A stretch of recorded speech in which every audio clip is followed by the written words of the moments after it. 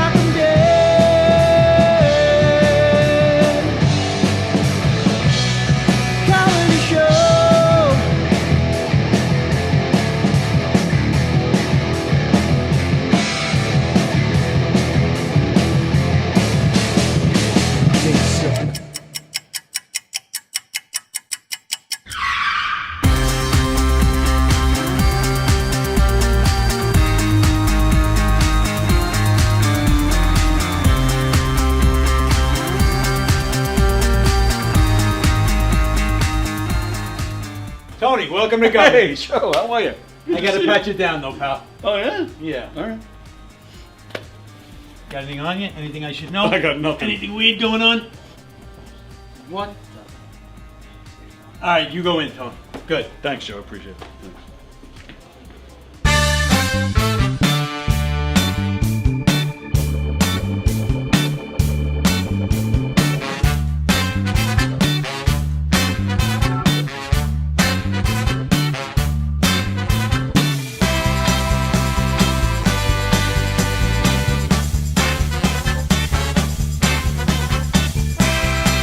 Hi, I'm Tom Kelly of The Tom Kelly Show.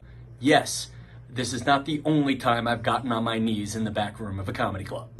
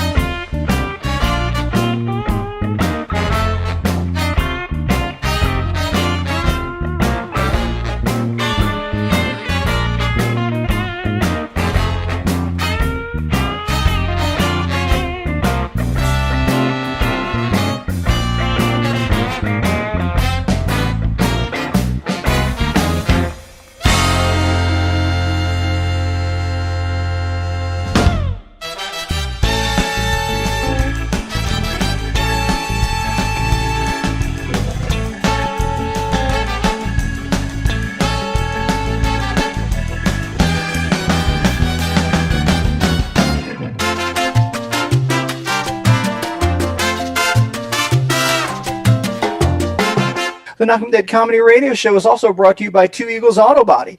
For more than 25 years, Two Eagles Auto Body has been the leader in auto body repairs and customer satisfaction on Long Island. Two Eagles Auto Body handles every type of auto repair, from custom applications and restorations to repairs involving insurance claims. Give Two Eagles Auto Body a call and please ask for John Rossi at 516-328-2527. That's 516-328-2527.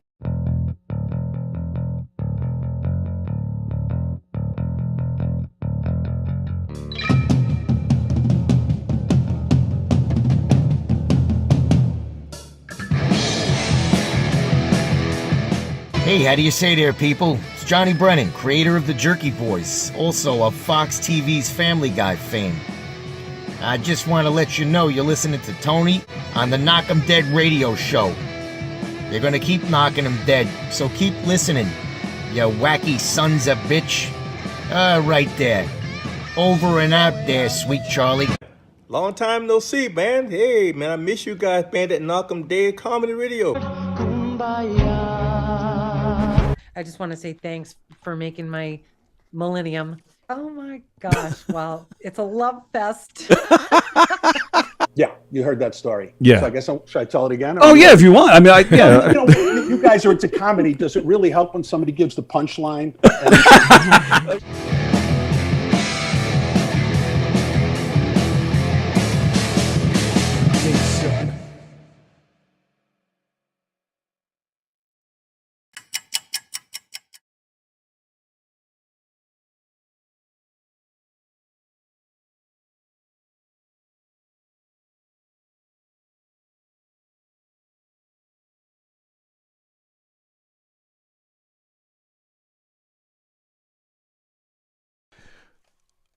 Okay, let me just fix the camera angle. You kind of cut off.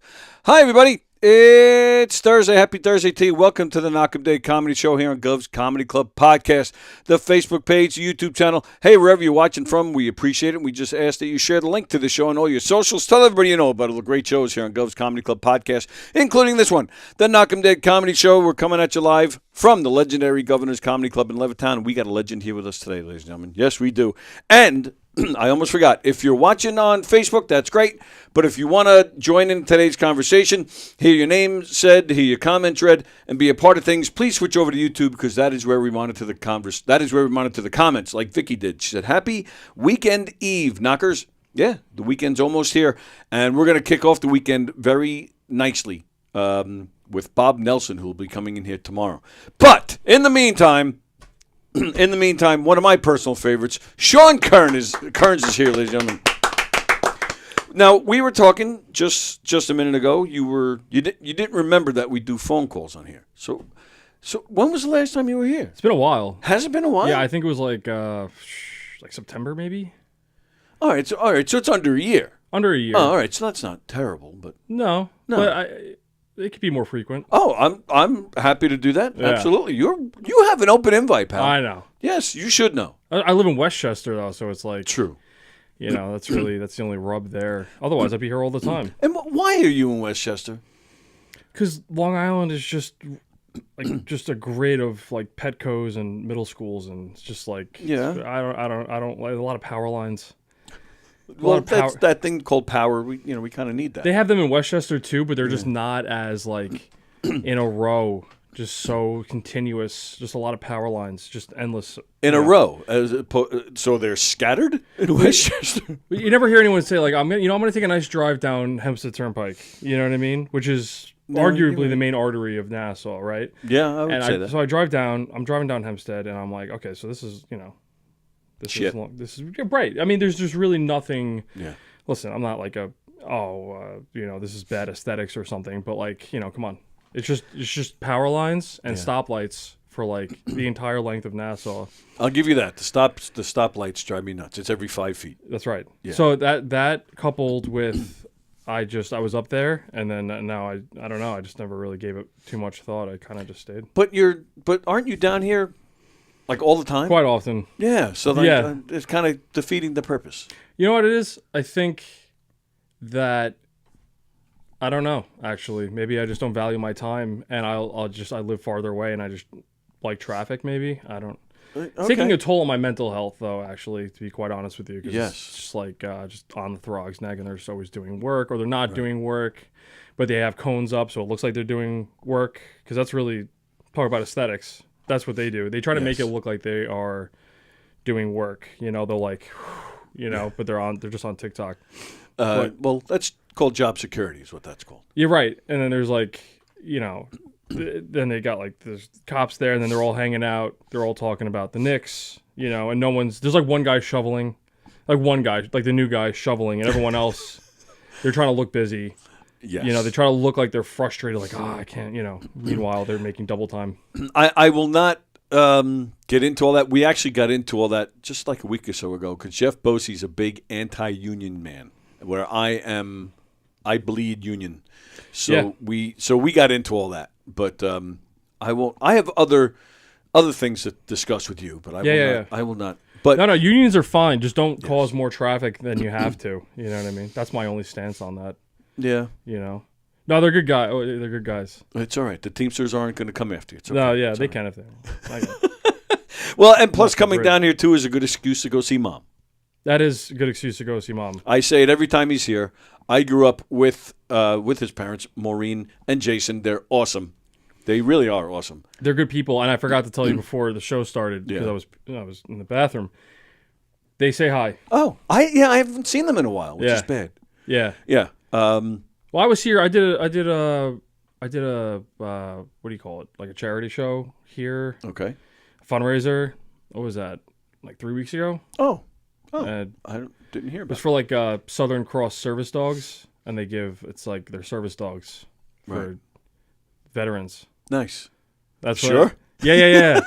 Because I'm philanthropic. If you ask anybody, they go, "That guy Sean, he's very philanthropic." You can't even say the word philanthropic. There you go. There we go. And so I'm like, you know what? I'm gonna do this. I'm gonna do this show at Governor's. But it was mainly because no one else asked me to do a show like the entire month. So I'm like, I'll do that show. No, I've been busy. All right, good. So I missed the connection though to your parents with that. They were here. You missed them. Oh, I missed them. Missed them. A few weeks ago. Yeah, I didn't even hear about. They were like, I wonder if Tony's here. They actually said that. Mm-hmm. Wow. Well, thanks. They did. They're great people. Well, but I understand not seeing them that often because they're always on vacation. Yes, they. How many vacations have they taken this month? We're a week into June. How many vacations have they taken just in June? I bet 3 or 4 already. So, I am dog sitting this weekend actually because they're going to it's a destination wedding in South Carolina. Oh, okay. Well, actually, it's not a destination wedding. The people that are getting married, they live there. That's not a destination wedding. No, for your parents it is. It is, which is a lot. Personally, yeah, absolutely, yes, that's a lot to be going. Yeah, a plane for a wedding. For a wedding, they must really like those people. Yeah, I guess it's not family. Otherwise, you'd be going. No, it's family. Oh. I'm an acquired taste, Come on. No, he's a second cousin, but it's better off. Save the paper because I'm not getting on a plane. I'm not getting on a plane for a wedding. It's not happening. Not doing it. Ever. Depends whose wedding it is. No, because listen, I'm a man of principle. Okay. You know what I'm saying? No. So I don't agree with that. I don't agree with having to do that. Unless they live, like if I... Well, in this case, if they live in South Carolina, then you'd have to go there. Like if I befriended like an Eskimo and they were getting married in Alaska, that would make sense, right? And they're good friends. Yeah. Right? They help me move. Eskimos are nice people. Right. They helped you move. If I owe them a favor, I'll do it. If you owe them a favor. I'm loyal. I'm a loyal guy. Yeah. But for the most part, you're not going to be able to convince me to get on a plane to go to a wedding. It's not about paying them back. It's because you want to go, because you care for that person. No, weddings are purely transactional, and I don't like that we don't think about it that way. It is. Oh. It's like, okay. And I don't want to get into it, because I get into weddings real quick. We're here till 12:30, pal. Okay, all right. So here we go. So I'm putting the air conditioner on. Yeah, go ahead. it's hot. It is hot. Yes. Go ahead. Okay. I'm listening. So here's the thing. Okay. I go to a wedding. Let's say I go to 7 weddings. Okay. And now, let me ask you this. When you go to a wedding, do you keep in mind how much you give? Keep in mind, Like, expand okay, on, like I do I gave- like- remember for when You went to Charlie's daughter's wedding. Yeah. And you gave Charlie's daughter $450. Okay. Right? Yeah. Now, when your daughter gets married and Charlie comes, are you going to be like, yeah, Nope, not at all. You know? God's honest truth, not at all. I don't. Of course, I care about money, but I don't care about money that much that I would keep track of something like that. But people do. You're Absolutely. You're a good guy, Tony. I try. You're a good guy. Most people, that's what it is. You know what I'm saying? And you would do that? You No. go to Charlie's wedding, you write him a check for $300. So then when you get married, you're like, Charlie better give me at least $300. No, because that's against my principles. Okay. You know what I mean? Right. But I'm just saying, for the most part, it's You're right. A lot of people do that. Commercialized, inflated enterprise. Yes. Right? Yeah, So I it's agree like- 100%. So it's like, okay, Cindy, she got married at Bloom Flower Field, whatever the fuck it's called, right? Or like It's a great title. Or Bloom Flower Fuck. Sandy Beach Club. Sure. Seashell Club, right? And so now Cindy had her wedding there. So now Alicia, she was at Cindy's wedding. She goes, I want to do this too. You know what I'm saying? Yep. Because Cindy did it, right? And not just the women, right? True. Right? True. Because Mike, he liked the venue too. So now they're gonna go to that venue, right? Right. And then the guy that runs Sandy Beach Club, he's gonna go, okay, this is what we have filet mignon and we have salmon. Okay? It's gonna be $900,000. And they go, okay, because Cindy did it. You know what I'm saying? Yes. So now they gotta Yes. do it. And the guy, let's call him Alex, the manager of Sandy Beach Club, he knows he's got them wrapped around his finger. Oh, yeah. Because he knew that Cindy was there. So he's like, okay, I'm going to not give you any deal at all. I'm just going to, you know what I'm saying? Yes. So it's essentially a Ponzi scheme in the sense that you get everyone huddled together. They're in a room. And then they all give people money. All these people give this person money. Right? A pyramid. And then that person gets married. And all these people then give them money. And if you're at the bottom of the pyramid, Tony, that means you're single, lonely, and broke. You don't want to be at the bottom of the pyramid. You want to be at the top of the pyramid. You know what I mean? Otherwise, you're just a chump. And that's what goes on with weddings. It's and another thing is, and we can end on this. I'm a guest, right? Yeah. I feel like it's never catered around what the guest wants. You know what I mean? Like maybe I want what do I want for dessert? No one asks me, what I want for dessert. Maybe I want gelato. But instead I get cake. But I'm the guest. You know what I mean? Yes. Or like if you get a band, but I prefer a DJ. Well, how come my expectations aren't being considered at your wedding where you're celebrating your love? Where you're basically buying a ticket to with your hard-earned money, so you should have a That's say. correct. That's right. I'm not only a guest, I'm a customer. You know what I mean? Yes. But I'm a customer that has no say on anything that goes on. I know you're supposed to be celebrating love, but if we're celebrating love, then paint someone a picture. You know what I mean? Doodle a little heart. There's nothing. What about love? What is romantic about a $600 check, or cashier's check, or cash? Cash. Or back in the day, they would do they were when microwaves first came out, right? You'd bring a microwave. Yes. I would. There's nothing romantic about that. Even more less romantic is now you don't even bring a check or cash. Now you just do it in advance. You Zelle them or something. You could Zelle. Yeah. I mean, that's basically where we're headed towards anyway. We're Right. not, any sort of physical. So a couple getting married, they can even sit there while during the wedding. They can check to see what you paid. Be like, if it doesn't cover their plate, because that's the rule of thumb, and then they're giving you the stink eye. They'll probably come up with some wedding app where it automatically okay, this was your return on investment for your wedding, but this was Cindy's return on investment, or oh, this is what Cindy gave you. Maybe it's like a spreadsheet app. Ooh, and I bet you it's out there. It's called, I don't know what it's called, wedding wedding tracker. That's right. Yeah, and it kind of like Robin Hood. You know what I mean? But Yes. it shows how much you gave at weddings. Now, don't you? You're like an IT guy or something, aren't you? No, Aren't you something like that? I do. I post on TikTok. Oh. I do social media marketing. Oh, that's what it was. Social media marketing. Yeah, I guess it's sort of similar. Yeah. But it just sounds to me like you just developed an app, and I think you should get on it like right now before someone else takes it.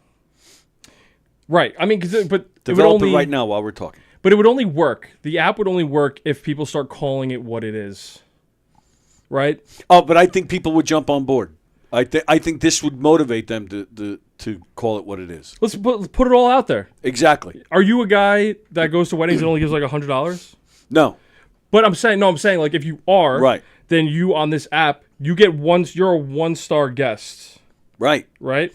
And then you're invited to a wedding based on your rating. No, right, exactly.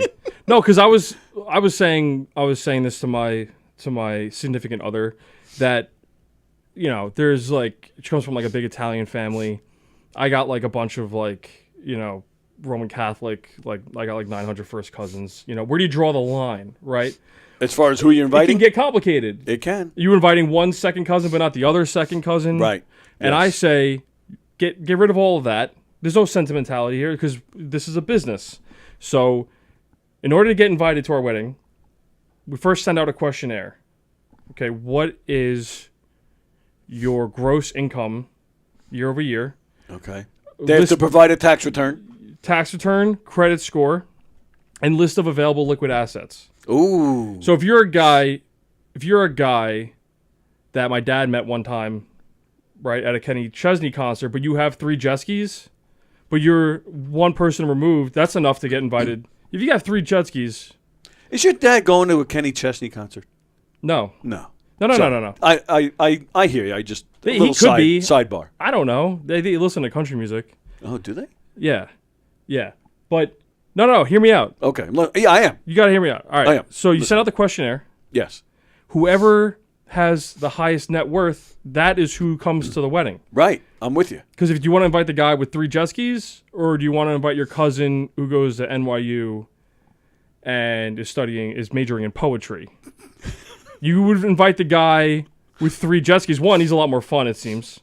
Well, he's got money to spend. He's clearly not paying all of his taxes. Right. So he has cash somewhere, right? And he's he's shocked because he's like, I just met this guy's dad at a Kenny Chesney concert. I barely know this guy. Right. But he must really like me. There's something right. And he's going to feel honored. He's going to feel so honored that he's going to put $1,000 cash in an envelope like it's nothing. All right. Now, what about stature? Like, talking about people you just met. You just saw John Truson in the hallway. Yes. Like, would you invite, I don't know, like John Truson and Bob Nelson will be here tomorrow. I could put in a word. I don't know, anybody else that you see around here, Joey Cola or Anthony Rodia, would you invite them to your wedding just so you can tell people, look, I know them? You can invite them, but everyone has to go through a scanner at my wedding. You got to go through a scanner, and what it does is it does an x-ray of the card that you're about to give, the wedding gift, the card. And it shows kind of like when you collect baseball cards and you get like a pack and you can do the x-ray scan to see what cards are in there before opening it. Yes. You're going to see, okay, Joey Cola only gave me $200.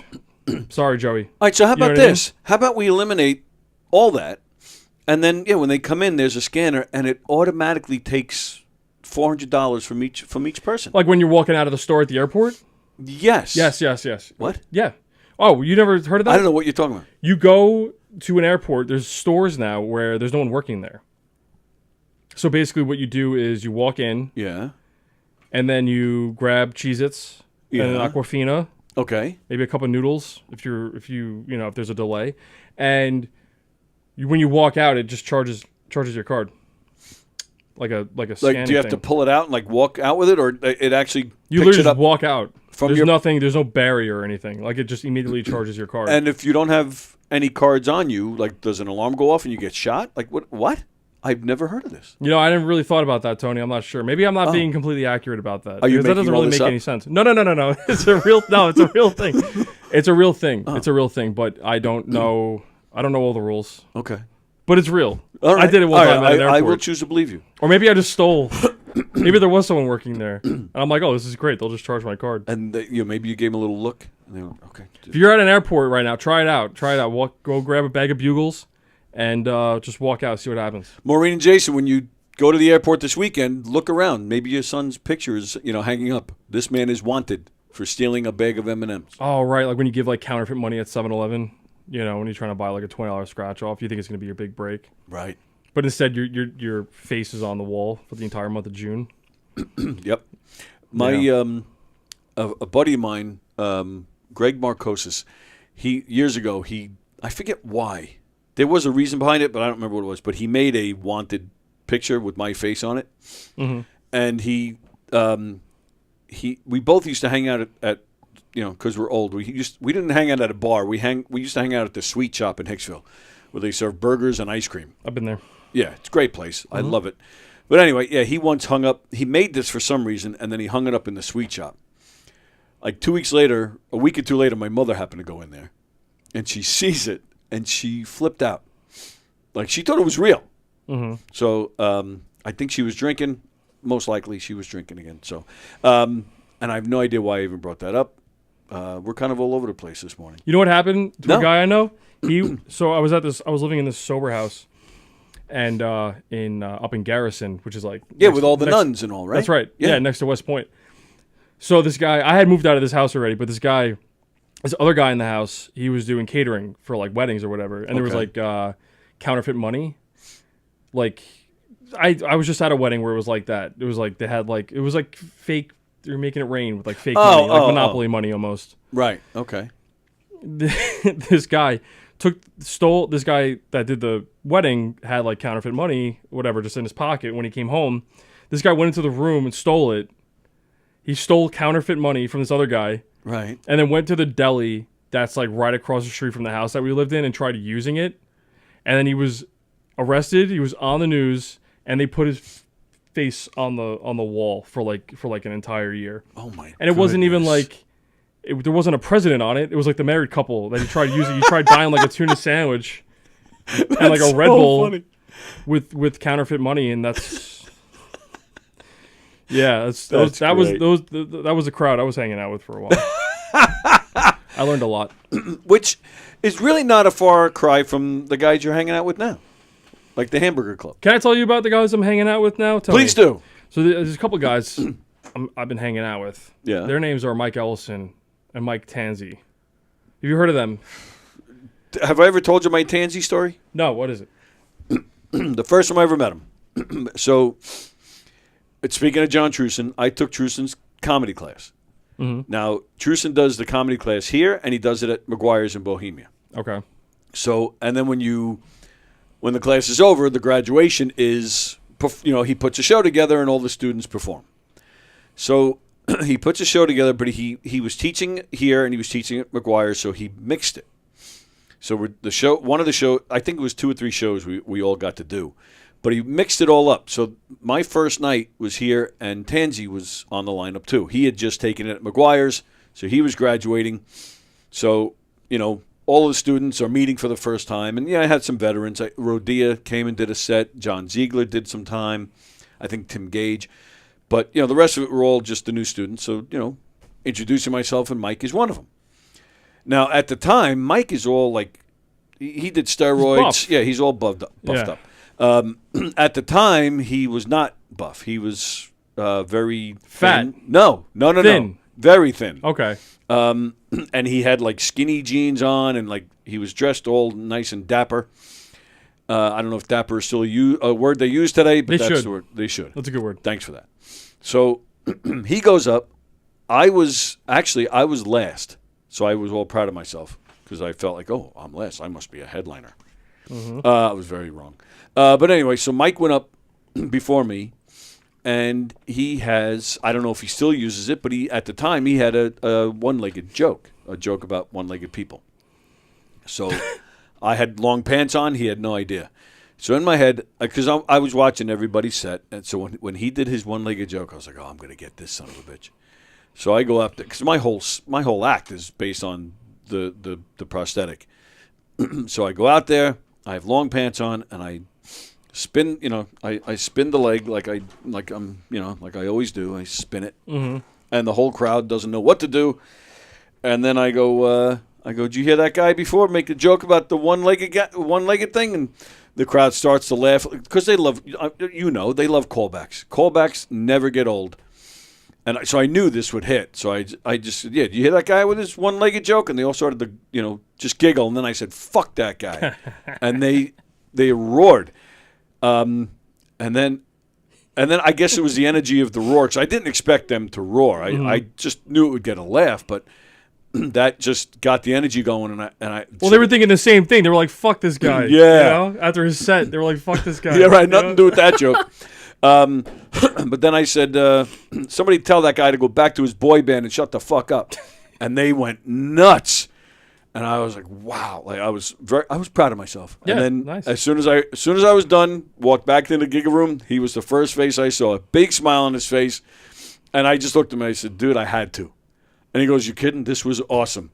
And we hugged, and we have that little bond. Like the first time both of us performed at Governor's was that.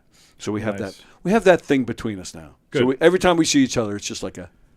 Yeah, well, he's a good guy. He is. He's great. He's awesome. He's a good guy. Yeah. Mike Ellison's a really good guy. Is he? Yes, and this is why I'm if I may plug these gentlemen. Yes. You know how hard it is to produce a show. I do. Even just one show at one bar for one day, yes. right? It's not. If it were easy, everyone would do it. I don't do it. People don't do it, right? It's a lot. These two guys get together. They don't just produce a show at one bar, not 2 bars, not 3 bars, 4 bars. 4 bars. This Saturday, Comedy Crawl in Sayville. It's just in 4 bars in 4 Sayville. bars in Sayville. Right. Okay. Very impressive that they're able to 4 in one night. Yeah, it starts at 2 p.m. Oh, wow. And then it goes on until I believe like 6 or, probably be more of an organic ending because, it's the first annual, first time they're doing it. No, that's perfect. Not to cut you off, but it's perfect that it ends around there because then Sayville's not far from Bohemia. They can then just, end the night off at McGuire's because that's a Governor's Club. And we need to, keep it at Governor's so I don't get in trouble. Oh. Yeah. So but that works out perfectly. So yes. I'm just throwing that in there. You gotta go to Governor's after, because they don't have the reason why it's from 2 to 6 is because Governor's doesn't have any shows from 2 to 6. Exactly, that's my point. It's to get everyone primed up, to get in the mood to go to McGuire's after. I mean, that's why I'm pretty sure that's why they're even doing it. Of course, it's Joe DeVito and Mike Keegan are at McGuire's this Friday and Saturday. Really? Yeah. So, and that's a great freaking show right there. So there you go. Say it one more time for the people in the back. Not only will I say it one more time, but I'll add it all together. Yes. The Mikes, Tansy and Ellison, Sean Kearns, doing the bar crawl, and then you go to McGuire's and see Mike Keegan and Joe freaking DeVito. You got to go to McGuire. You got to go after. I mean, it's just no-brainer. Yeah, you can hit any of the clubs. Anthony Rodia's here in Levittown if you're done with the bar crawl and you got to work your way back to Nassau. If you live in Oceanside and you make the trek over to Sayville for whatever reason, and you're on your way back, stop here. Governor's in Levittown. Right. Right. Or Saturday night so if you go in Oceanside, you could pass through Belmore and hit the brokerage. Bob Nelson is performing there. Bob Nelson, legendary. Now that's a crawl right there. Well, you wouldn't be crawling, you'd be speeding. But if you, all 3 Governor's comedy clubs in the same night, that would be legendary. Well, some of these guys will do a set here and then they go over to the brokerage and do a set. So it's kind of been done. I don't know if anybody's done all 3 clubs in one night. That's interesting. Yeah. Is Bohemia? Where's Bohemia? It actually is. It borders Sayville. Does it really? I swear to you. I should have maybe looked at map. I should have looked at maps. Lakeland Avenue? Are you familiar with Sayville? You're going to. No, I don't. No, I'm going. You are. Not only am I familiar with. Not only am I going. Yeah. Tony. Yes. I'm performing. At all 4? No. I would pass out. Just one. Yeah. Let's go back to the beginning. Tell us how this is all working. The bar crawl. Okay, the bar crawl. It is. It's 4 bars. It's 4 bars, 4 comics at each bar. Wow. Yeah. Okay. So that's a lot of bandwidth. You know what I mean? Man. And these guys and not the same 4. No, not the same 4. It's 4 different comics at each. Damn. So these guys had to put this together 4 bars and get 16 comedians. Well, 16 comedians. Butera does it at one bar. Yeah. Well. That's easier. You know what I mean? Well, right, because it's only one place. Right. Yeah. You know, it's like when you're crawling too, you got to stay hydrated. There's, people. I hope people drink water. You know, that's a lot of. It's gonna be a lot of. I believe there's drink deals and whatnot. But yeah, really good comics because Mike Ellison and Mike Tanzi, they're such good people. They're not gonna have bad people on the show. Of course not. They're only gonna have good people on the show. So it's gonna be a really good time. Wow. You know, because it ends at 6, and then there's comedy at other places, other comedy clubs after. Exactly. Because it ends at like around 6 p.m. You know? So who are some of the other comedians? I don't know. Oh. No, I know. I don't know, like off the top of my head, that'd be crazy. And this is the first annual, so like whose idea was this? Like what's the history behind this? Do you know? No, you know what it is? Like I just these guys, like, like the Hamburger Club and Ellison and Tanzi, like they just get an idea. Like they have I'm sure this isn't. Oh, maybe it is. I don't know. I don't know enough about it, but I'm sure this isn't the first time. I would assume this isn't like the first time this has happened. That's in the country. I'm saying correct. Yeah, it's not.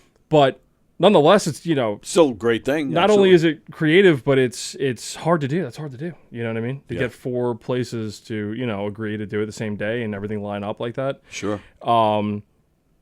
And you know what? They don't shy away from something that's hard, and I think that is what I respect the most. And that's the same with like the Hamburger Club, but like with with these two, it's like this was hard, but they wanted to do it, and so they did it, right? And when I see something like that, I gravitate towards that. Oh, okay. To try to like help out, like we're trying to support, trying to promote it. You know what I mean?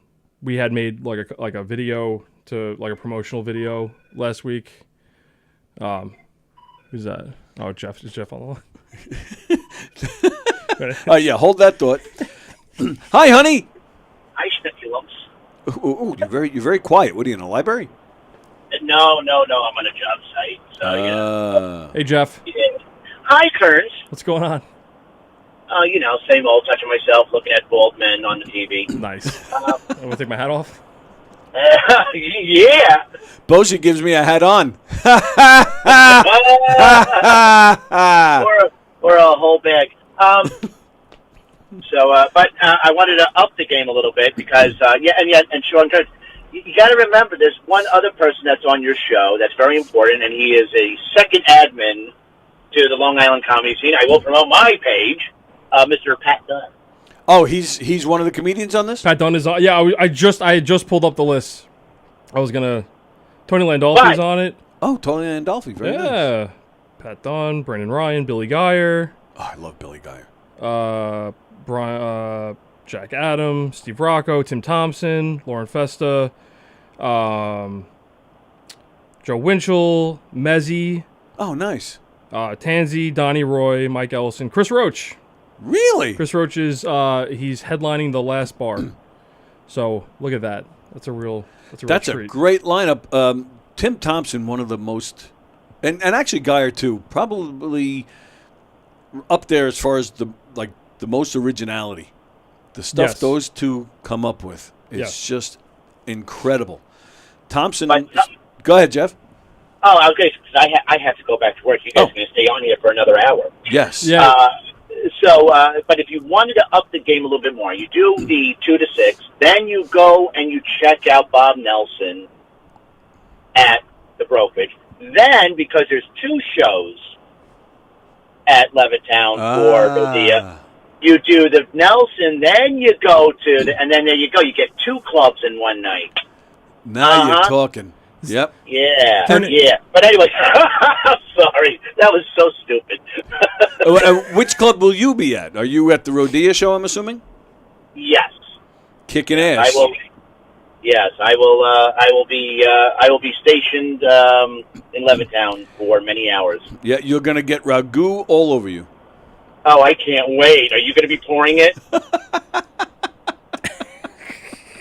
Well, yeah, don't I always? I mean, I'm sure, with that audience, if you have to start beating people up, they'll be bleeding I don't beat anybody up. I just crank them out when they come out the door, and that's what I'm talking about, cranking them out. That after party pleasure. You know what I'm talking about? You like how we do after the shows, Tony? You know what I'm talking about. Oh, I know exactly what you're talking about. That's why we're in this room a lot of Saturday nights. All right, listen, you guys have a great show. Mr. Kearns, it's always great to see and hear your voice. You Yes, guys sir. have a terrific one, and I'll talk to you later. Thanks for Toodles, calling. gotta go. Bye. Toot toot. Bye. Beep, beep. Yeah, Jeff is security now at Governor's. I don't know if did you know that? I did not know that. Jeff, if he had more time, I would have told it while he was on. But the other night, I was here. What night was it? Was it Saturday? Probably. Yes, it was Saturday. And the show was only not even halfway through. And a guy walks out. I'm at the bar. A guy walks out, and Jeff stops him. You wouldn't think, and that's been what I'm saying. Like, there's security here. Like, I see Bosey. Like, I don't feel nervous to run out without paying my bill if I see Jeff Bosey doing security. No, that's like a cop on a bicycle trying to like give you a ticket. It's like the least intimidating thing in the world. They're wearing like spandex shorts. That's me. That's like me trying to chase somebody down. Right. Yeah, it's just impossible. But Jeff got right in front of the guy. Said, "Where you going?" He's like, "I'm leaving." He goes, "Well, you need a paid ticket." He goes, "I don't know what you're talking about." He goes, "When you pay your bill, you get a ticket showing that you paid." And the guy's like, "Well, my family's in there, and they're still." He goes, "Well, you have to pay your part of the bill or your bill, and you have to come out with a paid ticket." And his voice is getting louder, and the guy had a little bit of an attitude, and Jeff just goes, "You need the paid ticket, and that's it." And he starts to walk away from him. It's the bottom line, right? But to see Bosey that threatening is a little surprising to me. I'm not used to it. I feel like there's different ways to go about it too, because you could also just shame that person. Like, are you too broke? You say it loud. Like, are you too broke to pay your drink ticket? Right. You know what I mean? Oh, that's funny. Yeah, or you make fun of their shoes, or whatever you made. Like, you shame them. There should be bouncers that walk around and just shame people into either leaving or being on their best behavior, because at the end of the day, we're all adults, right? It doesn't always have to be violence. I killed that. It doesn't have to be violence as he kills. I don't like killing. Did I kill it? I don't know. I don't like killing things.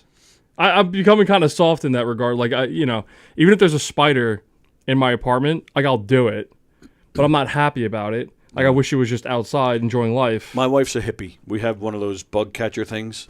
Mm-hmm. You put the thing on and then you close the lid, and then you have to walk outside and let them fly and be free. Yeah, I mean, why kill something? You know what I mean? Yeah.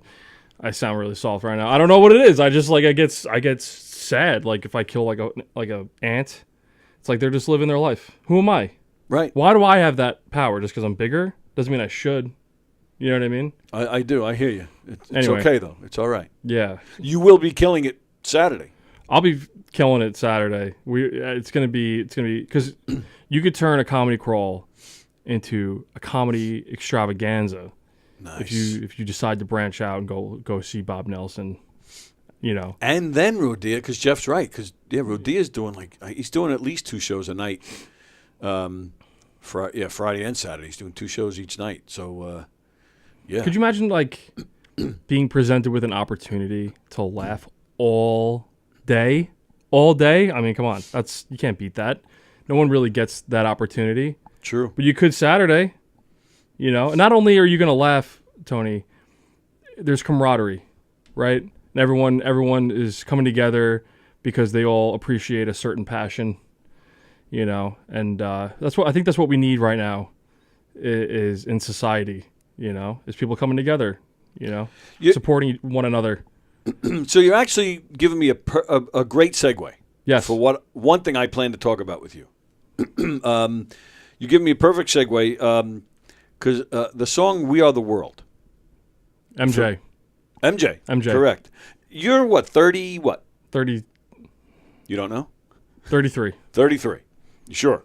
Yeah. Okay. Mm-hmm. So that means you were born in 93. 92. Right? 92. All right. So you're gonna be 34 this year. Mm-hmm.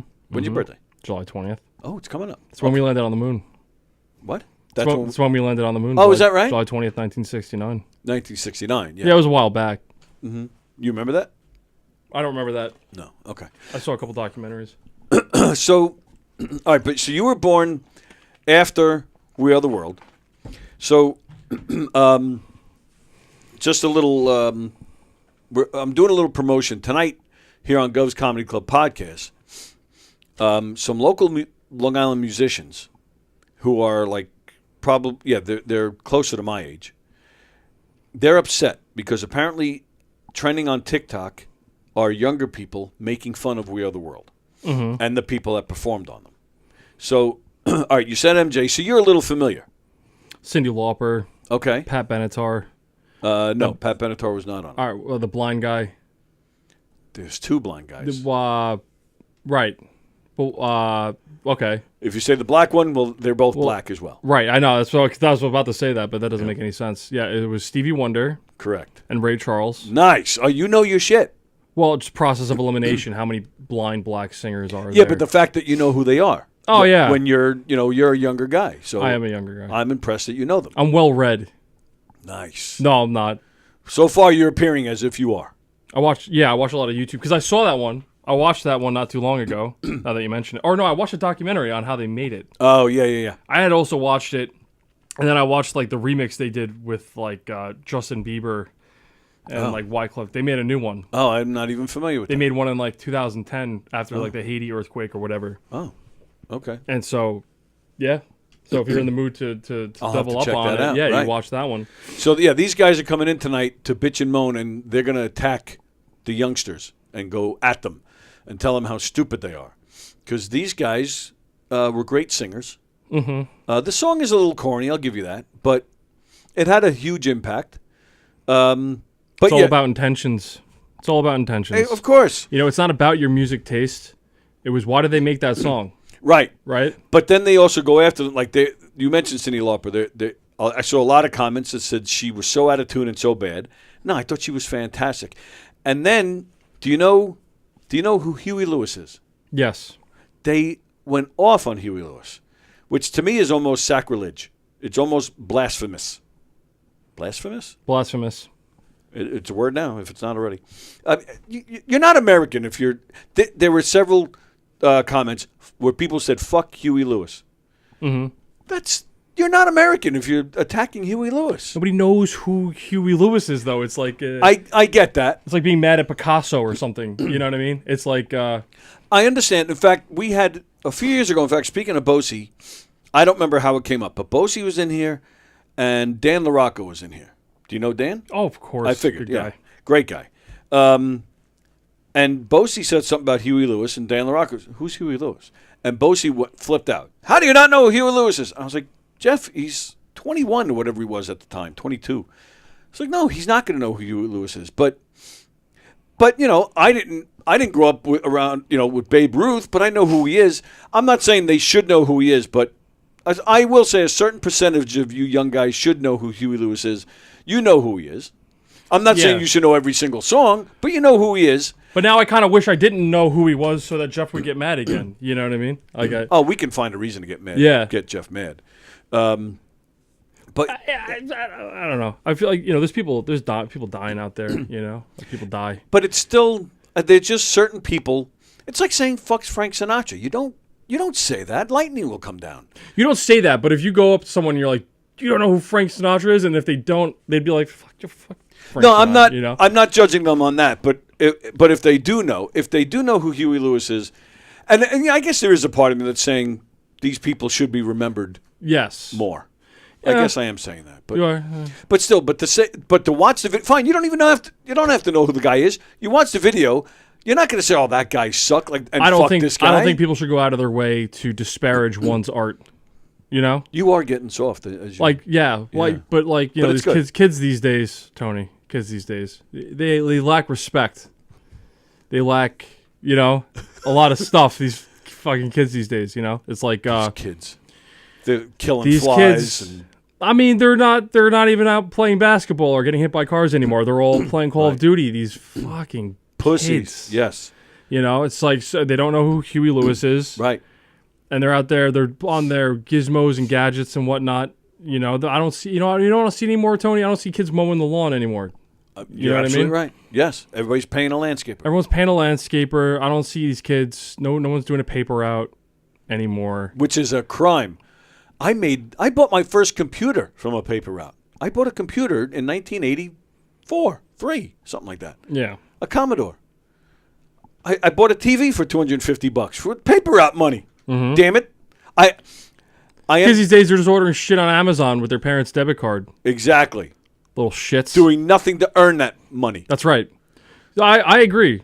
I agree. I am becoming a get off my grass guy. It's but sad. it's I if I were to go up to like a 13-year-old right now and be like, do you know who Lil Wayne is? Now, Lil Wayne, rapper. Yeah, I know who that is. Yeah, he was pivotal to my upbringing, right? Okay. Like I always wanted to drink promethazine because it's like cough syrup. You know what I mean? Like he was very inspirational because that's what he would rap about, right? Anyway, he's old now, right? So if I went up to a 13-year-old and I'm like, do you know who Lil Wayne is? If they don't first say, why are you talking to me? If they don't first say that and they say no, you know, I'm trying to put myself in other people's shoes here. But is that true? Lil Wayne is like considered old at this point? I mean, yeah, he's like 45. I mean, in the rap game, Yeah. Tony, in the rap game, it's a young man's game, Right. You know, That's how little attention I pay. I thought he was still like current and newish. he's still making music. I'm just trying to make a point. No, you I know, get your it's point. like, But I'm shocked by the point. he's not really making, like, I would say, you know, the kids these days are listening to like mumble rappers and, you know, Mumble rappers. Yeah. It's where they what they're saying is coherent to people who also like, I guess, talk that way in a way. But then also it's hard to understand what they're saying. Like you would have to go on like a rap lyric website to understand what they're saying. But that's what they're listening to these days. You know, it's not so much poetic as it is viral. Everyone's trying to go viral. My other issue with We Are the World. These guys that are on it, some of them have songs that, like you mentioned, Cyndi Lauper. They might not know the name, but but these youngsters still know the song. Girls Just Want to Have Fun. Mm-hmm. I know. Again, I'm sounding like an old man here, but I just don't think you young guys, I don't see that many artists to have that kind of staying, or that have songs with that kind of staying power. Yeah. To me, it's the past maybe 20 years. It's all just churn out a quick hit. 2 years from now, we won't even hear it anymore. Where, 60s, 70s, 80s, there are songs that everybody still knows. Respect the legends. I think. Yeah. You go to like a music, I don't know. If you're into like, if you like to like pogo stick or whatever, if you're like a rollerblader, or if you make pastries and you're not really into music so much, then like, okay, sure, I get it, because you're looking up like crepes and whatnot. But people, like a lot of sports guys, but people music. that appreciate music, I'll give you this, Tony. Okay.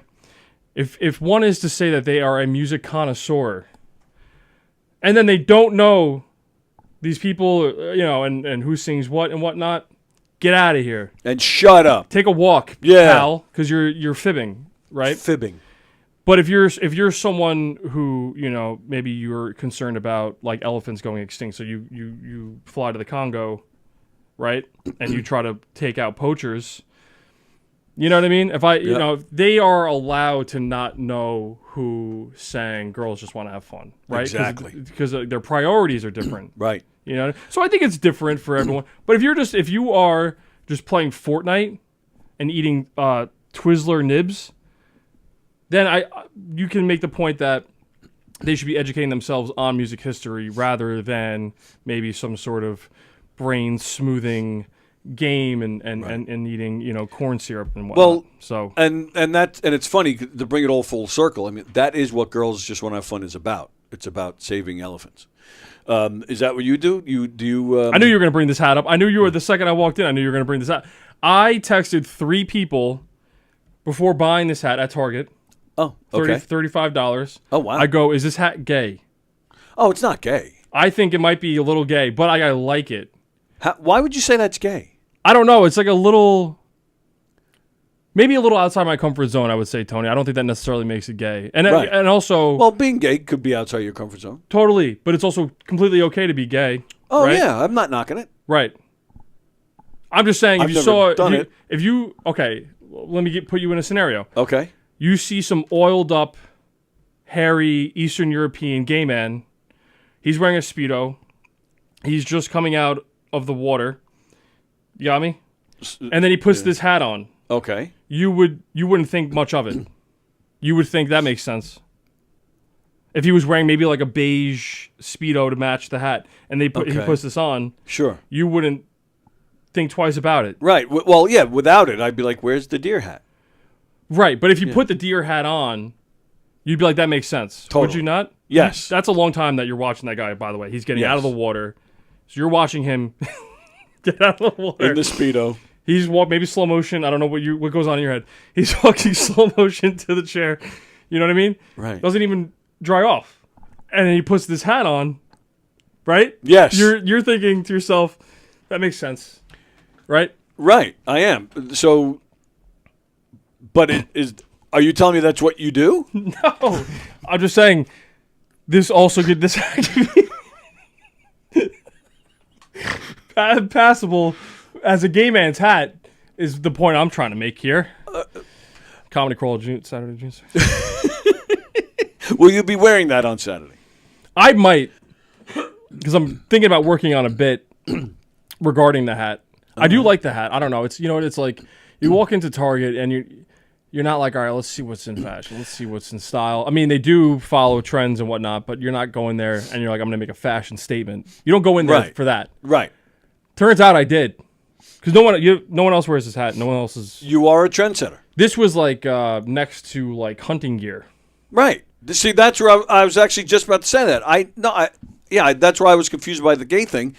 I'm thinking, big beard, overalls, rifle. No, they're not wearing this hat. No? No. They're wearing like a camo hat. It says yeah. beer is good on it. True. Or something. Okay. Wife at home, the hat says. Yes. You know what I mean? Yes, you're absolutely right. You're absolutely right about that. Pickup truck, ? On the hat, right? That's the type of stuff this is. No, you're right. And I sometimes, like, I'm wearing, like, this shirt, I'm trying to, like, look like Tony Soprano. I swear to God, I thought that when you walked in. Well, it's loose shirt season, Tony, because I can't get my shit together, and I keep eating, like, really bad, like, I'll get a quart of ice cream. Not a pint. I'll get a quart at, like, a Ralph's or any sort of ice cream vendor. I'm getting, like, an embarrassing amount, and so it's loose shirt season, similar to Tony. You couldn't really notice the weight gain from season 1 to season. You would have to watch significant. Season 1. Significant. But because the shirts got looser, he was able to slowly look like he was in season 6. You watch season 1 episode and then you watch season 6 episode, you go, holy shit. Big difference. But as you gradually gain weight and start to lose grip on any sort of self-control, you just get looser shirts. And it's no one really notices besides like if someone saw you naked or something. You know what I mean? All right, but let that be a lesson to you out there. Don't gain weight, and if you do, lose it because he died at 53 because he was so big and he had a heart attack. Yeah. I'm sure supposedly. That's a dark turn, Tony. It is. So what are you saying? What are you saying? I'm going to have a heart attack? No, I just took the opportunity for a public service announcement. Rest in peace, James Gandolfini. Yes. Please visit his rest stop in New Jersey if you wear your in deer the neighborhood. Hat. It's because you never know who needs to hear this. I was just diagnosed with diabetes. I lost 15 pounds. I can see my penis again, and I'm very happy about that. But you weren't like that heavy, 15 pounds. Heavy enough that I got diabetes. Yeah, because I was overeating. In fact, the fellow knockers that watch the show every day, they yell at me because are you familiar with Buc-ee's? Is that from? I was gonna ask you. Is that from Clerks? Oh no, I love that movie. No, Buc-ee's Clerks is 2 rather. Sorry. But I don't. I don't remember. But it's a real place. Oh. And they sell. It's like the size of a hockey puck. It's milk chocolate and peanut butter. Reese's, actually, that's how I discovered it. I complained on here that Reese's peanut butter cups, when I was a kid, it tasted like real chocolate, real peanut butter, where now I don't know what that is. It's chalk inside of it. It's disgusting. So somebody, Carol, who watches, she sent me the Buc-ee's, but it's huge, and it's thick, and it's got this delicious, thick peanut butter inside of it, but when she sends it to me, because there's no Buc-ee's in New York, so she sends it to me, she's in Texas. And I'll sit here on the show, and I'll down the whole motherfucker. I'll eat the whole damn thing. And I think you gain like 7 pounds instantly just from eating it. But it's totally worth it But yeah, so they've been yelling at me like because I'm the same. You're talking about eating a quart instead of a pint. I'm the same way. I get the extra large fries and not the small fries. Like, you love French fries. I love French fries, and I have not had French fries. I've had French fries twice in 2 months since I got my diagnosis, and it's driving me nuts. I am going through French fry withdrawal, without a doubt. I wonder if there's maybe some sort of substitute for that. I've been eating baked potato which is not all that healthy either, but it's better than French fries. So I've been eating that just to keep some kind of level of sanity. Now, I can go darker, and I will. I will totally ruin your party right now. My father died when he was hit by a deer. He was hit by a deer? My father was an idiot. He was riding a motorcycle. If I remember correct, it was definitely at night. I want to say it was like midnight. He was riding his motorcycle through a forest area, and a deer was running, and they collided. So it was his own fault. But yeah, the deer just kept on running. He was fine, but yeah, it killed my father. Well, that's why I'm wearing the hat. This is not to promote deer. I don't want to get it twisted. This is to raise awareness that deer, they're out there. That they're out there. You got to keep your head on a swivel. You got to stay alert because you never know. You never know when you're driving on the expressway if a deer. Actually, I think that's happened. So I guess you never know. You never know. They could be in your fucking backyard eating your tomatoes, right? Like you just spent your entire year collecting your own food waste to develop compost soil. You go out there in the sun. It's not easy, but it's worth it to some people. And then they grow the tomatoes, and then a fucking deer just comes by and eats them. So, I mean, I think I've Googled this one time, like what's the purpose of deer? I did that with flies, too, because I didn't know what the purpose of flies. I'd like to know that myself. You want to know what the purpose of flies are, Tony? Yes. I'll tell you. Okay. So when a deer dies, right, maybe they got hit by some sort of vehicle. Sure. Then the flies decompose the body. Otherwise, the body's just going to sit there and rot. Right. Right? So flies eat deer or dead animals. Right. They eat the dead animals. Flies also eat animal excrement, animal waste. So that's what flies do. That's to the point where there's literally nothing left? Right. Well, think about it. If how else, like, I don't know how they would decompose otherwise, but technically then there should be like 1,000, there should just be animal bodies everywhere. I just assumed the town guy, shoveled them up and then they went and burned them Guy somewhere. with the shovel. I saw a fox. I saw a dead fox on the way down. Rest in peace.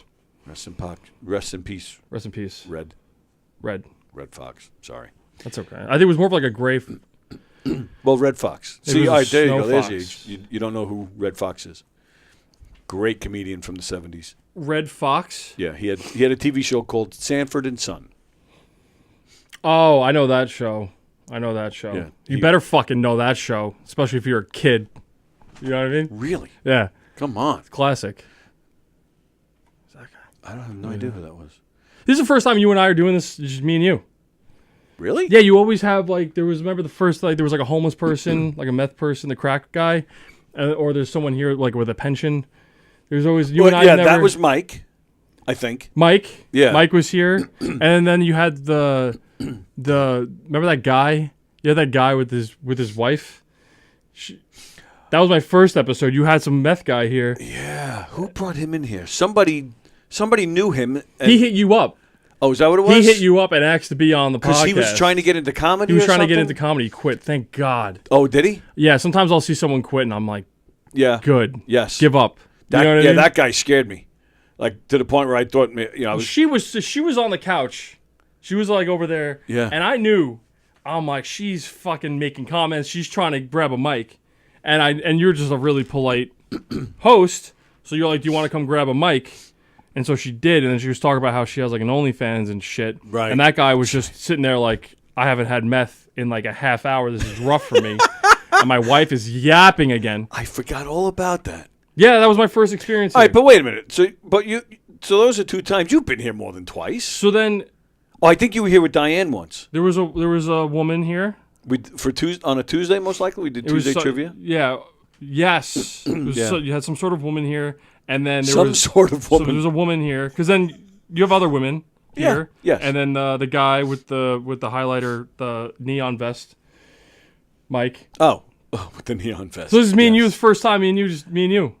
It's nice, kind of nice. The first time you were here was when the meth heads were here? Yeah. That was your first? Yeah. Sorry. You would think you would want to make a good first impression. Yeah. You know, but it's fine. I'm grateful regardless. But yeah, that she was yapping and I couldn't get a word in. I feel like this happened a couple of times where I'm like, I want to talk. I want to express myself.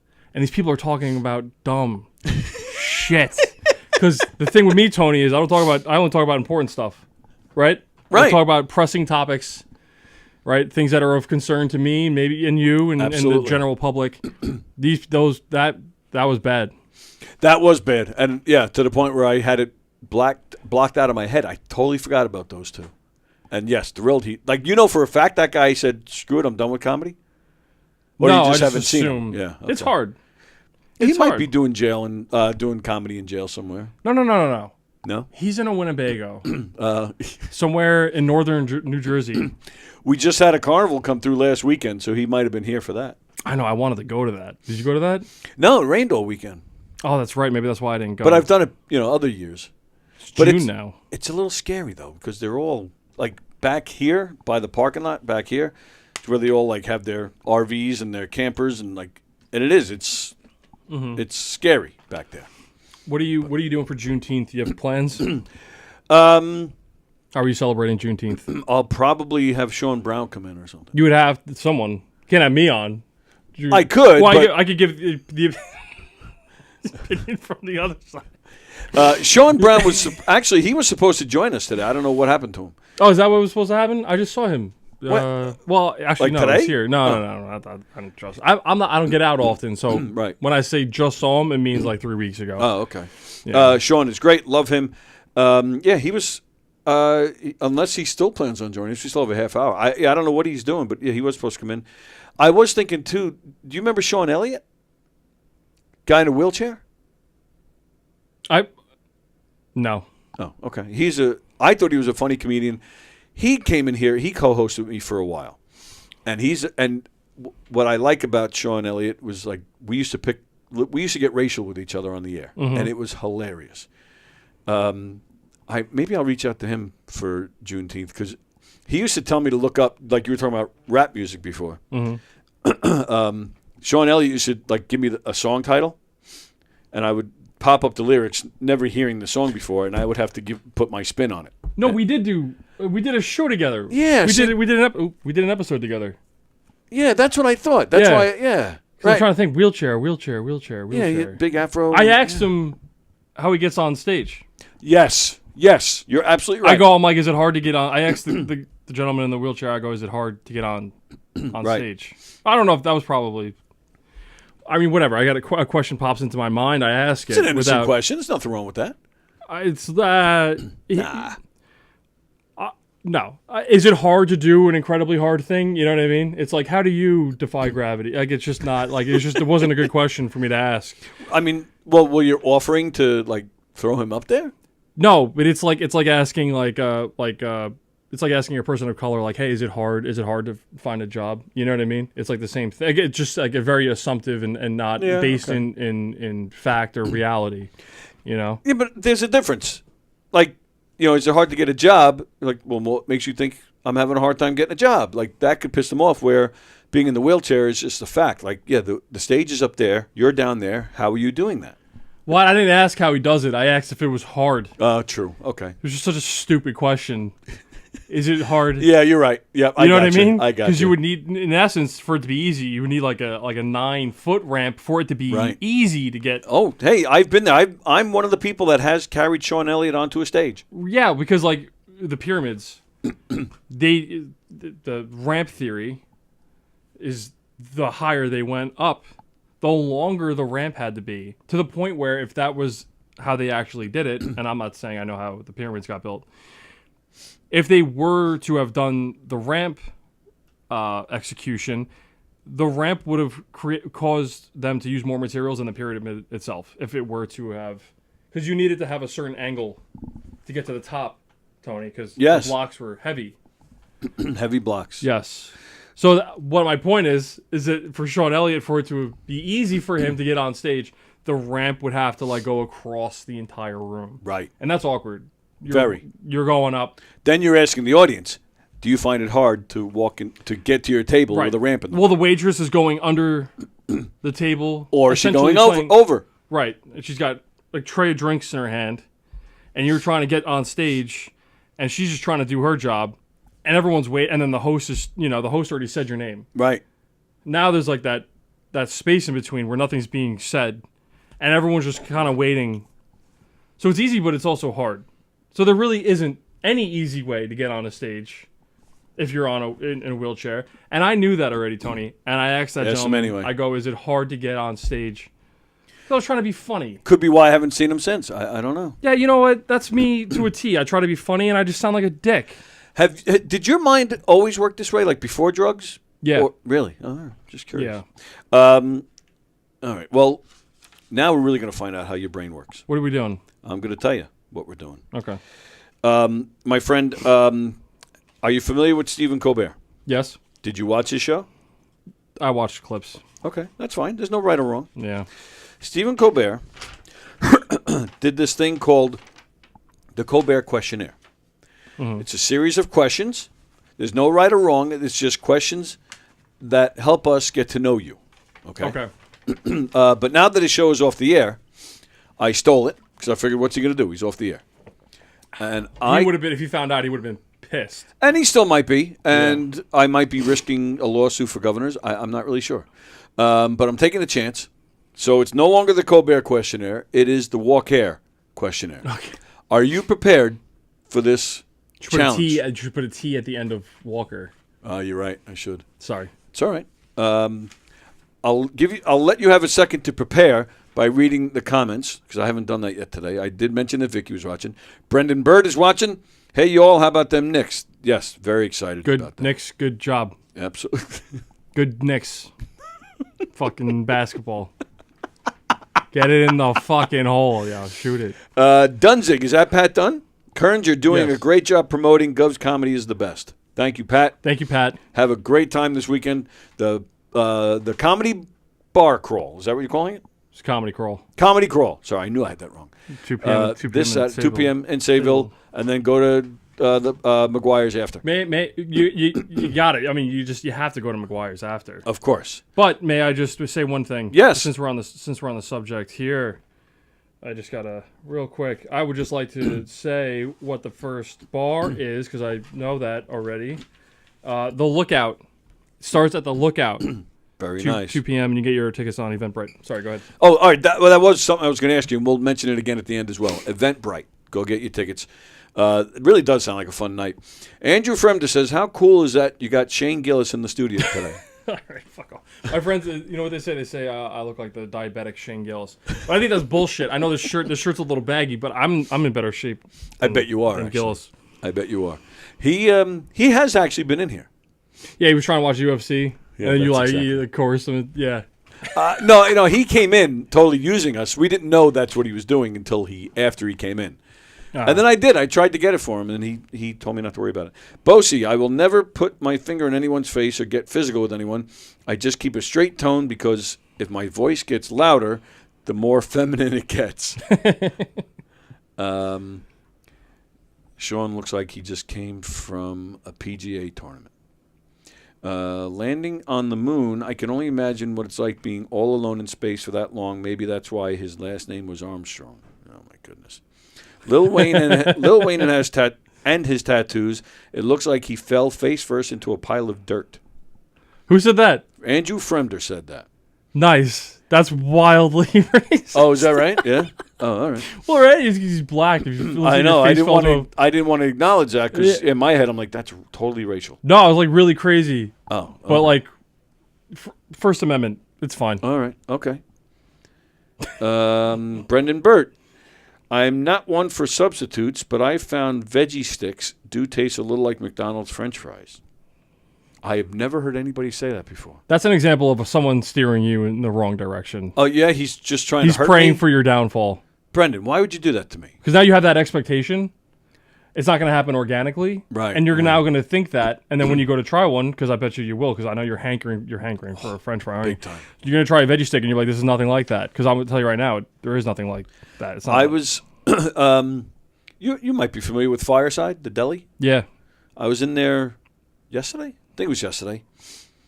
And they have great French fries there. I don't know if you've ever had, but so I'm standing there ordering, meat, and I'm just like kind of looking off like where the French fries are. I'm just staring. It's like, I miss you, French fries. I love you. Okay. There was a guy. Hold on, real quick. There was Sure. a guy. I was roommates with a guy, and I was in a few rehabs. I was in rehab. This guy was my roommate. He could not stop talking about crack. So I was like, this guy's fucked because he can't stop talking about crack. Sure. So at night he would tell me like how he would like steal razors from like CVS and bring them over to the bodega and flip them for like $5 so he can get some crack. And he would like talk every time he would say crack, and then he would like lick his lips and like look up. But that's kind of like, you kind of reminded me of that right now. You're talking about Fireside French fries, and I can just see that you just want a little taste, just something to get you by. Do you know Rich Rader by any chance? No. You don't really see him around here too much. He used to hang around here, and great guy. And he once had me over his house. We went live from his house, and he actually went to 10 different fast food places and got French fries. Had them all on a tray. I had to do a taste test, and I was able to name 9 out of the 10 places that he bought the fries from. I feel like that's your version of when the terrorists, they'll blow up like a bridge, and then they go to the afterlife. They think they're like gonna bang like a bunch of virgins. Right. You know what I mean? Like that's your version of banging a bunch of virgins is like a plate of different French fries. Yeah, that's accurate. Because I was thinking this, Tony. Like imagine you blow up a tunnel, and then you go to the afterlife, and there are virgins, but they're all like 48 years old. You know what I mean? I'm all right with that. It's like they're like gamer dudes, virgins. You know what I'm saying? Well, You know what I'm saying? yes. It's just like these guys, and like they blew up that tunnel, but now all they have to bang are like these like gamer dudes who are like 48-year-old virgins. Right. I'm saying. Yeah, they can have that. Because we know what they really are thinking when they think like they're blowing up a tunnel because they think they might be on the younger side, but no, it's the guy playing Fortnite. You know what I mean? Maybe he's on the spectrum a little bit. He can't really socialize, so he stayed single by choice. He'll tell you. But nonetheless, he's a virgin. That's the guy waiting for you in the afterlife after you blow up a tunnel. I'm just saying. I was hoping you were going to say, like, beautiful women feeding me French fries, but no. Along the same lines. Okay, go ahead. All right, the Walk Air questionnaire. Sean Kearns. Yes. What is the best sandwich? The best sandwich? That's an easy one, Tony. You ever heard of Friendly's? Of course. So Friendly's has this sandwich called honey barbecue chicken super melt. I might be butchering that, but you get the gist. That is the greatest sandwich ever invented. It's honey barbecue chicken tenders with ranch, cheese, bacon on sourdough bread. And I like to get, but this is purely by preference, I like to get the loaded waffle fries. Well, this is all preference. This is all you. There's no right or wrong. But you didn't ask about sides. That was unneeded information. No, You asked no, what's that's the all best right. sandwich. We're happy to know it. Okay. Do they have Friendlies up there in Westchester? They don't. Yeah, I didn't think so. I might go. Maybe I'll go there. You want to go to Friendly's after this, Tony? What are you doing after this? Where's the closest Friendly? Oh, Massapequa? That's kind of far. Yeah. All right, sorry, go ahead. Okay, now this question. What's the one thing you own that you really should throw out? Now, before you answer that, it doesn't have to be a physical item. It could be a personal trait. It could be anything. So the one thing you own that you really should throw out. Sure. So I sit in the comfort of like knowing that I can do things and accomplish things rather than applying myself and making it a reality. And I sort of just sit in that comfort rather than applying myself and trying to reach my full potential. Maybe I have a fear of failure.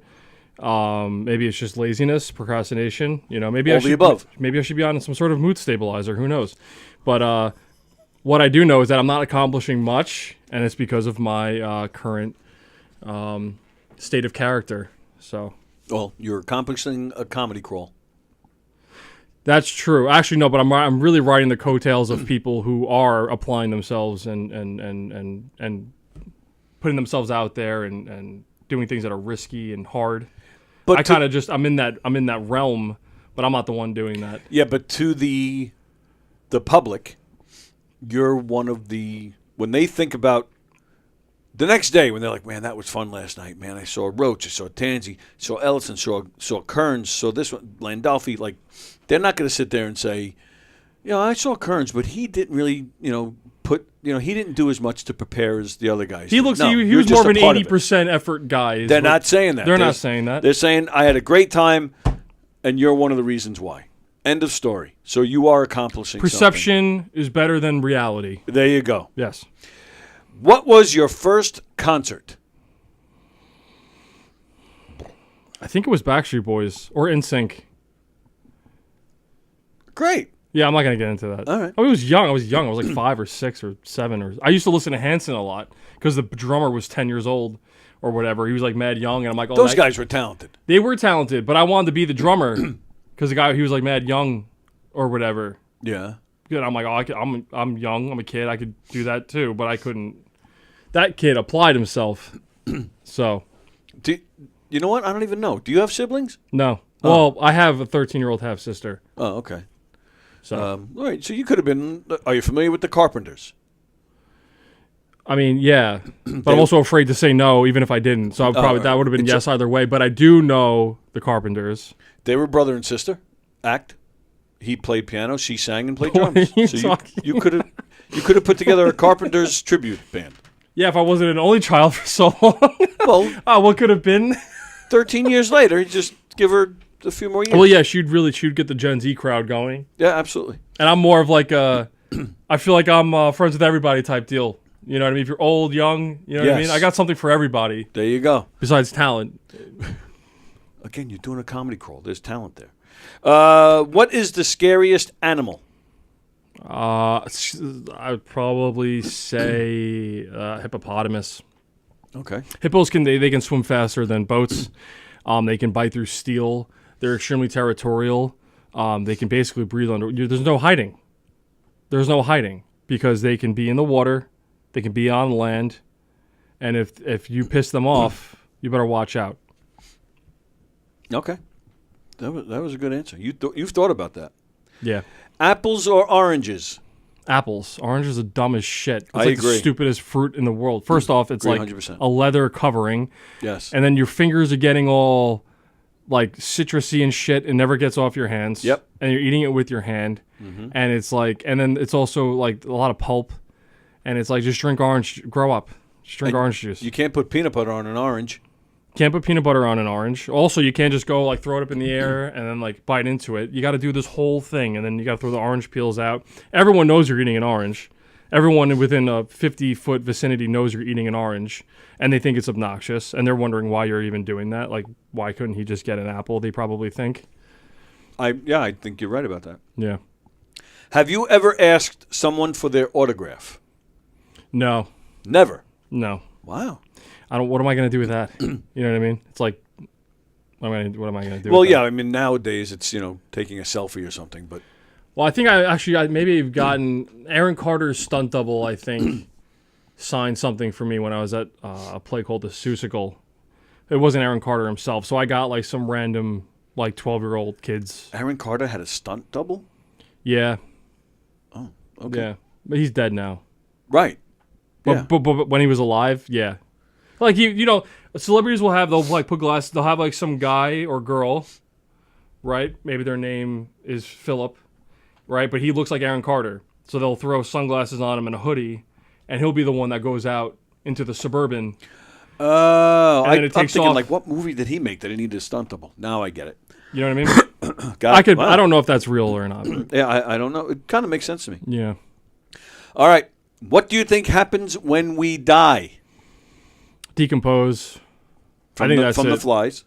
Yeah, well, I just don't think I don't think anything happens. Just like you had a good run. Oh, and that's it. You're just gone. you're extinct. Yeah. That's it. Yeah. Like, is there a heaven for chipmunks? You know what I mean? I'm just like, there's all these living beings. Just because we can think and we have opposable thumbs, does not. So we get heaven. Because we have opposable thumbs? There are. Or is there a raccoon heaven? Well, right. There are sections of the Bible that kind of makes you think that animals do not go to heaven. Well, right. Which is very odd to Well, me. Noah's Ark wasn't, he wasn't like also grabbing all the seeds and heirloom tomatoes and all that shit, right? He was like, oh, no, we need 2 opossums on the ship. So they had no regard for other living things because technically it's living. And we're all made of carbon and cells and shit. So it's all stupid. Everyone's stupid. And it's really just a fear thing. It's like you have an 8-year-old. You tell them you got to put that fucking disc in your mouth. You better go, that guy over there, the guy he went to school with, he touched the kid. But he didn't. You're going to go up to that guy. You're going to put that disc in your mouth or you're going to hell. You know what I'm saying? I do. You got to put the disc in your mouth if you want to go to heaven. And if you don't, you're going to go to hell.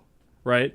And that's what we tell kids. Well, I mean, it's not that simple, but there's more to it than just putting that thing in your mouth. You better fucking love Jesus or you're going to hell. You know what I'm saying? And if you don't believe in Santa, he's not going to bring you gifts. So it's all fear-mongering. It's all scare tactics to manipulate children into thinking what the parents think. There is a place in Kentucky, and I don't know why it's in Kentucky, but that's where it is. It's the Creation Museum, okay? Mm-hmm. They built down there, according to the specs that are in the Bible, they recreated the ark. And I'm not making this up. No, I know. There. It's just funny when you say recreate. Well, according to the Bible specs. Yes. According to the specs, they built the ark. Yes. And you can go inside, and they give you like all the science of how he did, in fact, feed the animals and how they did this, how they got clean water, how they got rid of waste. Like they give you all this information. Salted pork. And what you do is you make hardtack. You know hardtack is what they used to eat on the Ark. I assume Noah was eating this. And then in the Civil War as well. It was bread that you would just keep on heat for so long that there'd be no moisture. Okay. Excuse me. Essentially just like a really hard cracker. It didn't go bad because there was no moisture, so there was no mold. Right. And that's what they would eat. So I'm assuming that's what that place said for no, or did he have like a stove and was he whipping up omelets? No, they weren't doing because like what does an ostrich eat? Did he know that? Because like not only was he building a boat, you have to be like a zoologist because you got to know what all these animals, what they like to eat. You know, some of them certain temperatures, like an iguana prefers a warmer temperature, but you also have a penguin on the boat, so you got to be considerate of that too. Did he have a penguin? Did he have an iguana? I don't even know. I don't know. But it just sounded like a lot. I mean, I give him credit. Hey, listen, if you want to put all the animals in the world on a boat, be my guest. Oh, absolutely. I found it interesting. Yeah. Favorite action movie? We're about halfway through. Okay, I'll be quick. Sorry. No, it's fine. I would say I want to do this because I think this deserves a plug. And I don't know if you'd call it an action movie, but there is action in it. But Beverly Hills Cop. Yeah, I like that movie qualifies. very much. So I wouldn't say it's not like I don't really like action movies, like the Fast and Furious movie where they're like can't stand. They're that like stuff. dragging a fucking safe in Brazil with a Subaru. Yep. You know, and I'm like, and they're doing that for like 25 minutes, and I'm like, none of this would be happening. Right. And then The Rock, like a new vein pops up, and like that's like what's considered like an action movie. I'm not interested in that. Me neither. You know what I mean? So something with a little more like a plot. A plot, depth, humor, depth. That's correct. Maybe there's a moral to the story, because I'm watching these Fast and Furious movies. Yeah. What's the moral? Right. It's a moral to the story. Yeah, I don't think there is one. Lethal Weapon. Morally corrupt. Lethal Weapon is another one. Mainly 80s movies. Die Hard. Yep. But John Wick. Oh, okay. But up until the third one. I'm watching the fourth one, and I got tired. I'm like, fucking God, he's just killing people. Yeah, I don't even think How many people are you going to kill? Right. You're finding 9 million ways to kill. You know what I mean? Like, it's just... Yeah. Gets old. Sorry, go ahead. Window or aisle? Aisle. Like, the fucking people that go... Just like, what, do you not pee? The people that have the window seat, they're dehydrated people. I need the aisle seat because I'm just constantly filled with fluids. I'm the most hydrated person on the plane, so I need direct access to the bathroom. I enjoy the aisle, and I also enjoy getting like the last row because then it's like right behind me, so I can just boom get right up and go to it. I've seen people, they don't pee. They're on like a 6-hour flight and they don't pee. I've seen that. It's like you're gonna die. You're dehydrated. Yep. I don't have respect for dehydrated people. I actually did say that I was coming back from England once, and I had the aisle seat, and to my left was this girl was gorgeous, which is why I remember her. And I did. I said it because it's a 7-hour flight back from England to New York, and I did. When the plane landed, I did. I turned to her. I go, "How did you not get up once?" I said, "I don't understand how you did that." And she just that was the whole conversation. Maybe she's wearing a Depends. Oh, that could be. She was like, "Oh fuck, the jig is up." This guy figured me out. That's why she had that nervous laugh. She's like, "Oh fuck, this guy knows I shit myself on the plane." He probably smells it. Yeah. Yeah. Favorite smell? Honestly, I like the laundry room smell. Like when you like an impromptu laundry smell. Like if you're walking past an apartment building and all of a sudden Downey is just in the air and you're like, not Kevin Downey Jr. No. Yeah, he doesn't smell good. You're talking about Downey, the fabric softener. Downey, I think, without the E. Yes. The bear. Hang on a second. It's coming to me. Oh, I thought you were about to sneeze. No, I just had a thought because I have these powers. You see. Yeah. You lied. You do have autographs. Who? The Harlem Globetrotters. No, that's gone though. All right, but you did. The question was, have you ever asked someone for the autograph? It wasn't, do you still have them? It was, have you ever asked for them? I was coerced into that. I think me and my parents, we just didn't want to seem racist. So they were like, do you want us to sign this basketball? And we looked at each other and we're like, if we say no, they're going to think we're racist. So we let them sign the basketball for me. So what, you just happened to be holding a basketball and one of them grabbed it? And said, the whole team was like, yo, can we sign that? And me and my parents, we took a beat. We talked about it. We're like, should we let them sign this ball?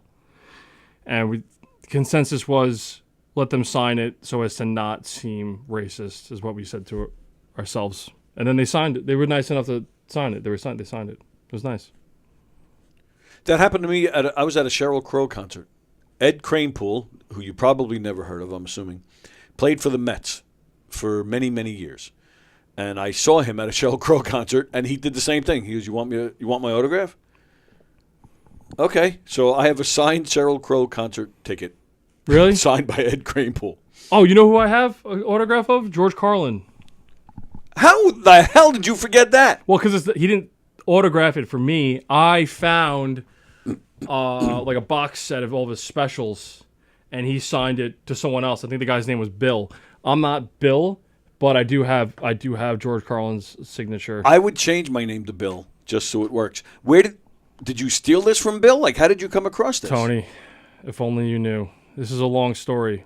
Someone gave us DVDs, me and my girlfriend. Someone gave us DVDs, and one of them was that. And it was signed, and you were just like, all right, I'll take this one. Before I took the whole box. I got like 9,000 DVDs right now. Nice. Good thing I have a PS4 to play them on. Yeah.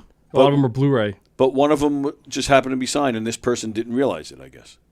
I don't know, because the guy that gave up these DVDs, there's like, no, I'm like not exaggerating. There's like hundreds and hundreds of DVDs. They're all in alphabetical order. They're all unbelievable movies dating back to like Nosferatu's in there. Oh, wow. Just a wild collection that he just didn't want anymore. And but that's the only one that's signed, or there were others signed by people? I didn't like go through. Most of the DVDs are in these giant binders. Oh, wow. And they're all like in like little slots on all the boxes. But then there's a box of just Blu-rays. Excuse me. And then that was one of, I saw George Carlin, obviously I grabbed, that was the first thing I grabbed. I opened it up and there was, this was like 2 nights ago too.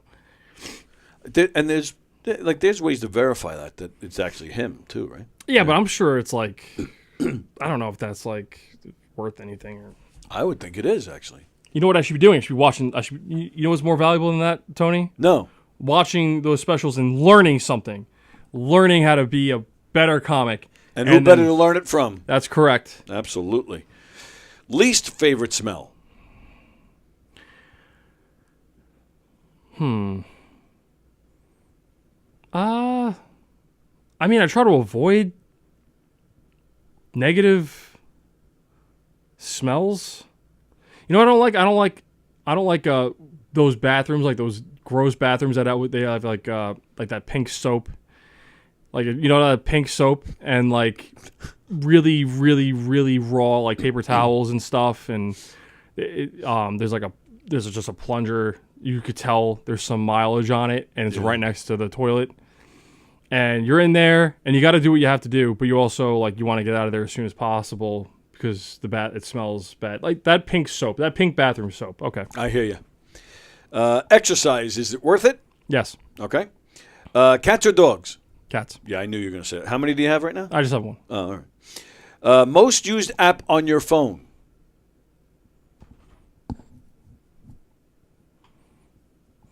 I guess I would have to say YouTube.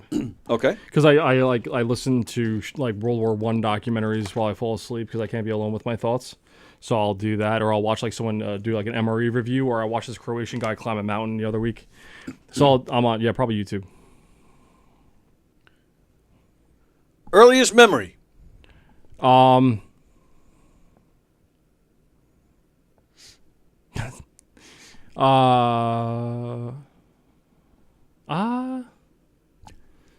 Fuck, I don't know. Okay. That's all. That you would have to go through. You would have to like get your earliest memories, a collection of them, and then be like, okay, which one of those happened first? Yes, correct. We don't have the time. All right.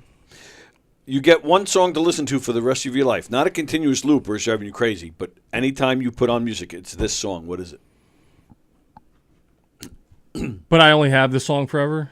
Just the one song. Just as that one song? Yes.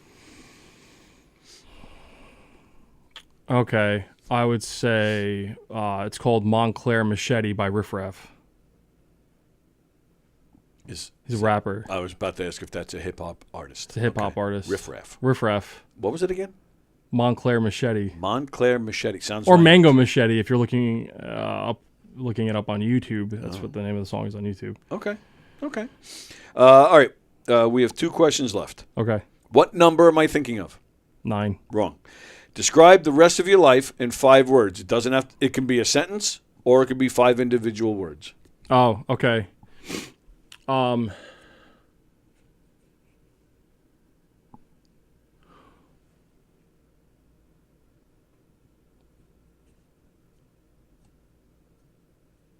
give you a 6th if you need it. Okay. Whatever happened to that guy, Sean? Because I fucking don't. I just give up. Oh, okay. Maybe I'll like just get like a deep fryer and give up and like just eat.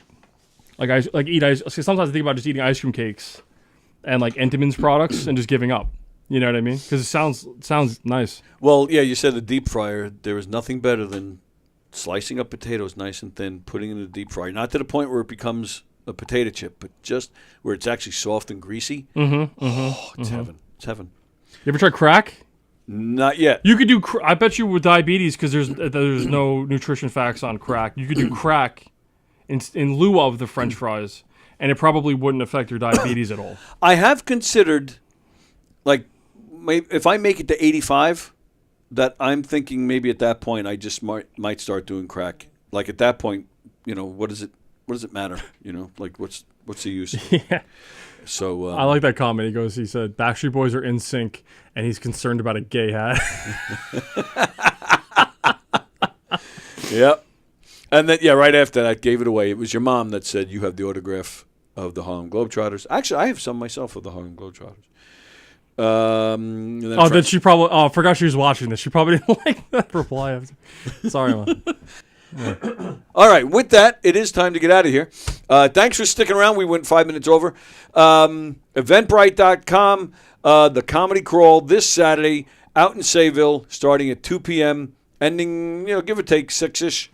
It's going to be a great time. Lots of great comedians, funny guys. I know most of them, and they're all great guys, very talented guys. So go have a great time. Go hit any of the Governor's Clubs after that. Can I just say something really quick? I mean, it just sounds like you got to go to Governor's after. Because this ends at 6 p.m.